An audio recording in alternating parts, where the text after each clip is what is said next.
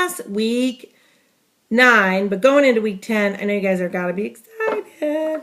All right, this week, I just sent you yesterday what you need to do.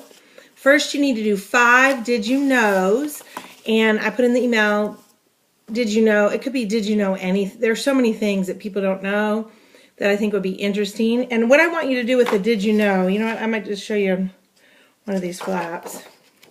On a did you know, I want 5 separate flaps. So a lot of times when I tell you guys that, they're not on separate flaps, and I really want them on separate flaps, okay?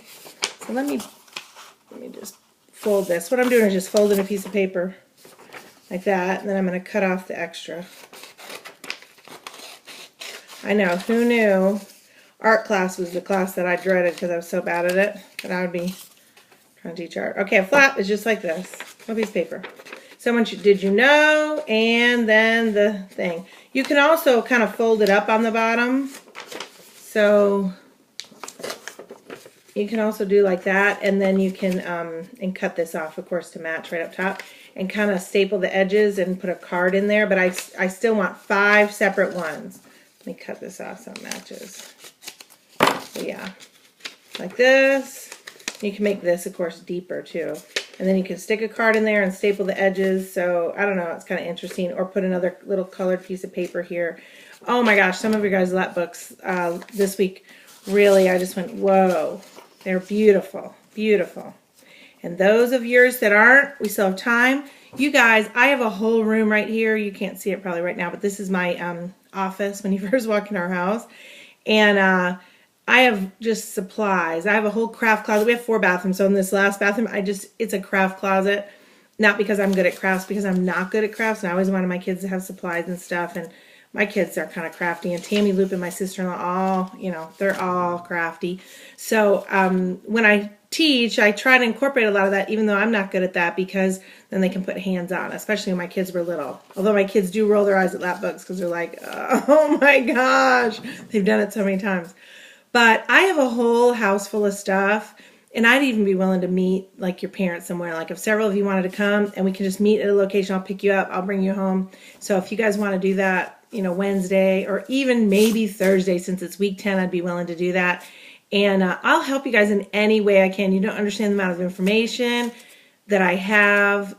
My printer works now. I have access to everything, and I love it. Like you're talking about my favorite subject. One of the moms told me this week that she didn't know a lot of this information, like the fact that there were black men in Congress and a black Speaker of the House and Frederick Douglass. So please, please, please tell your parents about the information and show them your lap books, but tell them the information, because if your own parents don't know, how are we going to get the word out? So it's one of the reasons why I gave you extra credit if you told your parents. And if you go back this week and show your parents National Archives, all those ones we did, the Capitol Building, part 1, 2, and 3.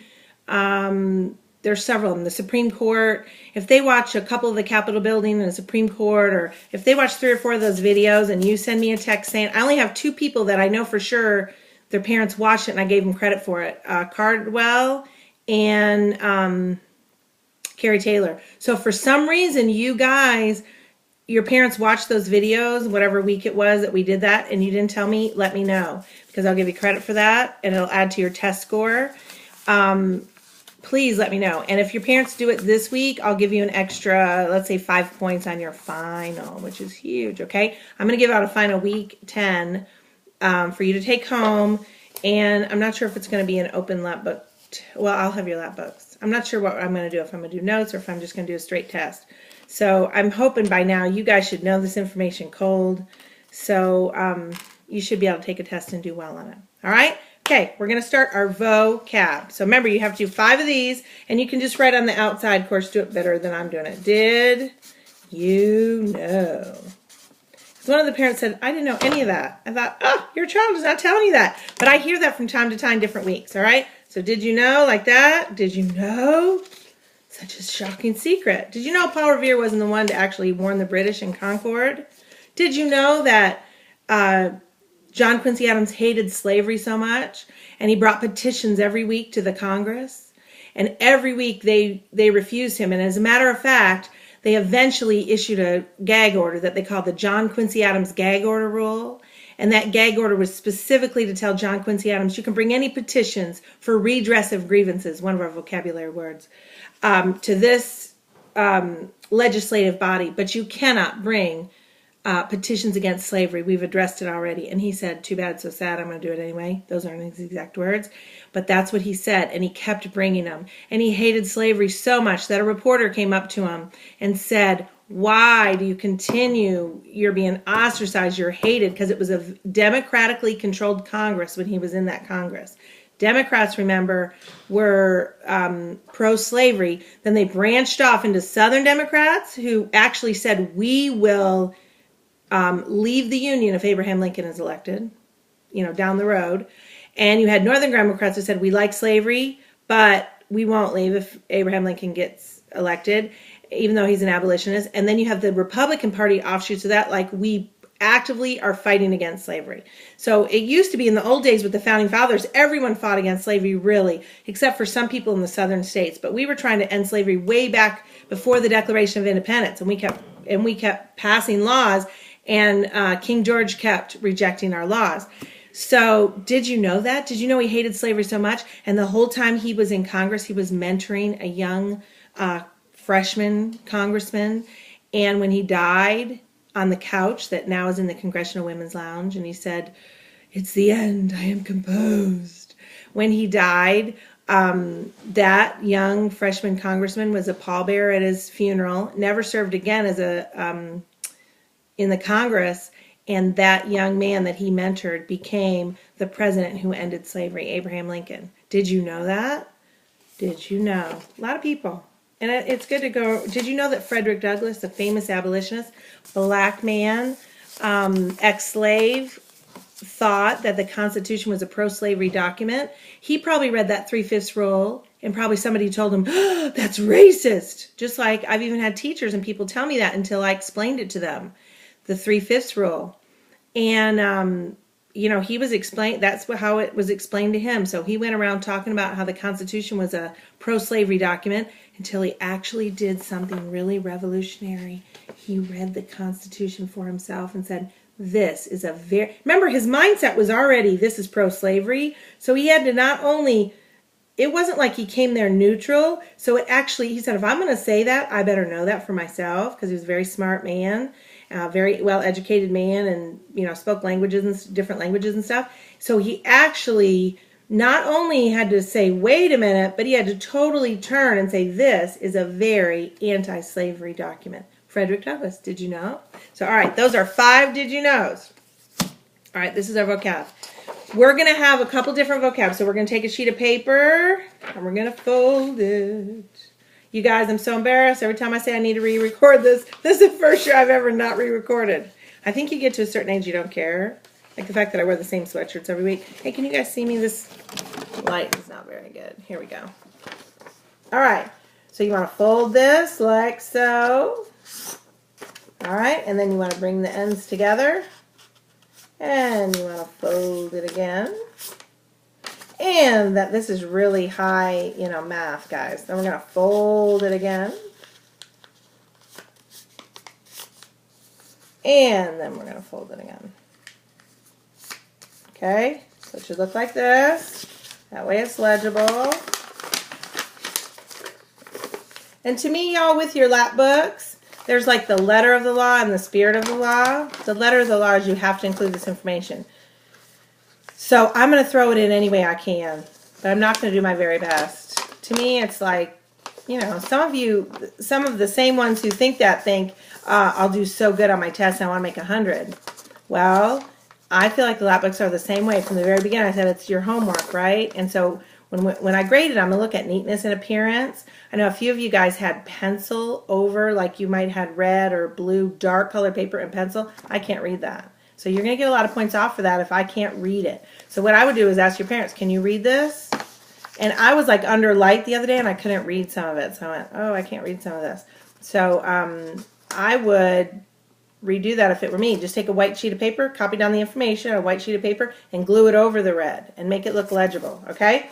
So this is your vocab. Then you're just going to take one side and you're going to cut. You're going to leave this side whole and you're just going to cut slices everywhere where we folded them. I'm doing this with y'all because I know some of you guys are probably rolling your eyes, but some of y'all need this.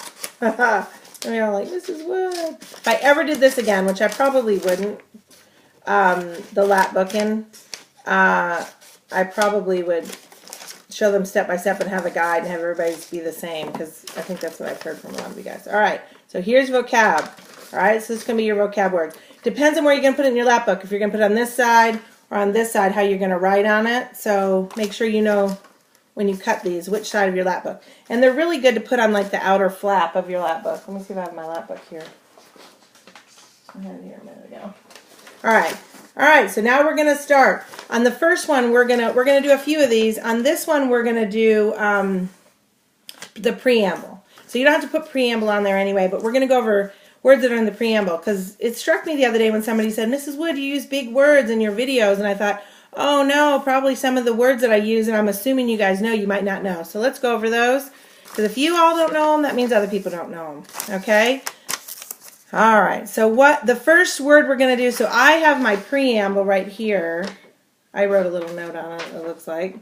And what I'm going to do is the first part of the preamble. Can you guys see this? That way you can screenshot it if you need to. Let me see, besides my writing. Can you see that? All right, the preamble of the Constitution. It's explaining what we're doing. And I thought, maybe you guys don't know some of these words, so we're going to add these for vocab words. Did I leave that there long enough? All right, the first one, it says, we the people of the United States, in order to form a more perfect union. What does that mean? So I'm going to put on my first vocab word, perfect union. Perfect union. All right. And for perfect union, a few of these I might have already given you guys. I can't remember the vocab I've given you. I kind of looked over it, but all right, so perfect union, that doesn't look too hot, but all right, perfect union. And then on the inside of the flap, I'm going to put, what is a perfect union? A better country. And you all can use, you know, I always tell you guys to use complete sentences. So I didn't use it this time. No, normally I would use complete sentences, okay? Perfect union, better country. All right? So, we the people of the United States, in order to form a more perfect union. The next one, establish justice. What does that mean? What does establish justice mean? All right, so put establish justice. Also, guys, when you put words in your lap book, usually I say spelling doesn't count, like on tests and stuff, but they need to be spelled correctly. They're going to be in your lap book, and if you're in high school, we need to be looking up these words and spelling them correctly, okay? All right, so establish justice. I mean, a typo here and there is different, but sometimes you guys have had whole words and vocabulary words that are not spelled correctly. So it's nothing to go on spell check, you guys, nowadays, okay? So establish justice, what does that mean? All right, this is the definition that I want you to put in your own words. We want a better, more efficient system of government than was possible under the Articles of Confederation. So first we had Articles of Confederation. We didn't really go into that, but first we did that. Then we did the Constitution because this worked better. So we're just going to put create a system of government that is better. A system of government that is better. Better, and you can put that is better. That's not a very great definition, but, and I wanted to do real world definitions. I didn't want to look them up in the encyclopedia and do, or the dictionary and do their definitions. So create a system of government that is better. Better than what we have. Better than what we had in England. Better than the Articles of Confederation. Better than any other country's ever had, which we did, by the way. So that's establish justice. All right, I'm going to continue on the next part, part 2.